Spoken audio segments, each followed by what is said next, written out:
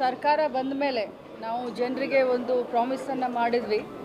ಏನು ಭ್ರಷ್ಟಾಚಾರ 40% ಭ್ರಷ್ಟಾಚಾರ ನಡೆದಿದೆ, ಅದು ಕರೋನಾ ಟೈಮ್ದಲ್ಲಿ ಇರ್ಬೋದು ಅಥವಾ ಬೇರೆ ಬೇರೆ PSI ಹಗರಣ ಇರ್ಬೋದು ಅಥವಾ ಲೆಕ್ಚರರ್ಗಳ ಹಗರಣ ಇರ್ಬೋದು.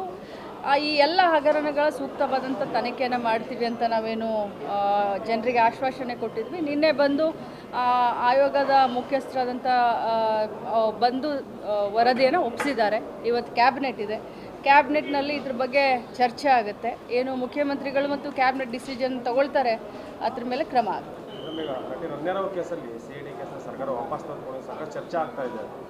ನೋಡಿ, ರಣ್ಯರಾವ್ ಕೇಸ್ನಲ್ಲಿ ತಾವು ಏನೇನು ಮಾಧ್ಯಮದಲ್ಲಿ ತೋರಿಸ್ತಾ ಇದ್ದಾರೋ ಅಷ್ಟೇ ನಮಗೆ ಗೊತ್ತು. ನಾನು ನಿನ್ನೆನೂ ಕೂಡ ಹೇಳಿದ್ದೀನಿ, ಇವತ್ತು ಕೂಡ ಹೇಳ್ತೀನಿ. ನನ್ನ ಹತ್ರ ನನ್ನ ಇಲಾಖೆಯಲ್ಲೇನು ಇಂಟೆಲಿಜೆನ್ಸ್ ಇಲ್ಲ.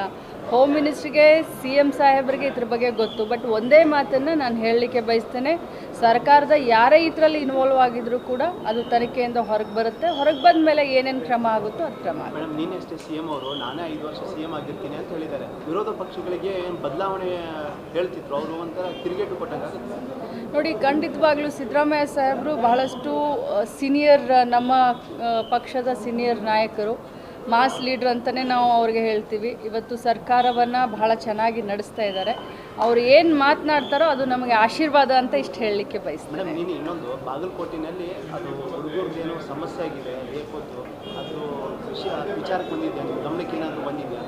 ನನಗೆ ಚಾಮರಾಜನಗರ ಜಿಲ್ಲೆಯಲ್ಲಿ ಬಂದಿರೋದ್ರ ಬಗ್ಗೆ ನನ್ನ ಗಮನಕ್ಕೆ ತಂದಿದ್ರಿ. ನಾನು ಇಮಿಡಿಯೇಟ್ ಆಗಿ ಆ ಶಿಕ್ಷಕನ ಮೇಲೆ 2 ಇಲಾಖೆಯಿಂದ FIR ಮಾಡಿ ಅವನ್ನ ಅರೆಸ್ಟ್ ಮಾಡಿಸುವಂಥ ಕೆಲಸ ಮಾಡಿದ್ದೀನಿ. ಬಾಗಲಕೋಟೆಯ ಬಗ್ಗೆ ನನ್ನ ಗಮನಕ್ಕೆ ಬಂದಿಲ್ಲ, ಈಗ ತಿಳ್ಕೊಂಡು ನಾನು ಮೀಸಲಾತಿ ವಿಚಾರವಾಗಿ ಕೂಡ ಮುಸ್ಲಿಮರ ಮೀಸಲಾತಿನ ಏರಿಕೆ ಮಾಡಬೇಕು ಅನ್ನುವಂಥ ಚರ್ಚೆಗಳಿಗೆ ಉಂಟಾಗ್ತಾ ಇದೆ.